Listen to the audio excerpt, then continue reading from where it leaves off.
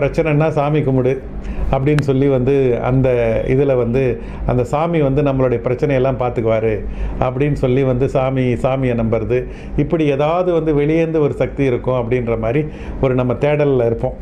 அந்த தேடலில் வந்து நம்ம இந்த இதில் வந்து நான் வந்து ஒரு பெரிய வந்து சபரிமலைக்கு ஐயப்பா டிவோட்டி ஆகிட்டேன்.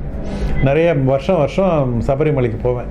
போய் சாமி கும்பிட்டு வந்து சாமி வந்து என் பிரச்சனையை போய் சொல்கிறது, இது பண்ணுறது, சாமி வந்து என் பிரச்சனையை சால்வ் பண்ணுவாருன்னு நம்புறது, இப்படி வந்து இந்த நான் வந்து அந்த சாமி வந்து எந்த பிரச்சனையும் சால்வ் பண்ணல. அப்புறம் தான் வந்து நான் வந்து அதை வந்து புரிஞ்சுக்கிட்டேன். அதுக்கப்புறம் வந்து உங்களுக்கு அந்த டைம்லேயே நான் வந்து ஒரு ஆடியோ லேர்னிங்னு ஒரு புது ஒரு பழக்கம் ஒன்று கற்றுக்கினேன் நான். அந்த ஆடியோ லேர்னிங் தான் என்னோடய வாழ்க்கையோடைய டேர்னிங் பாயிண்ட்டே. இந்த ஆடியோ லேர்னிங் திரும்ப கேட்டு ஒரு அந்த பாசிட்டிவ் மோட்டிவேஷன் டாக்லாம் கேட்டுட்டு எப்படி மற்றவங்கெல்லாம் பிரச்சனையை சமாளித்தாங்க, இதை விட இவ்வளோ இதை விட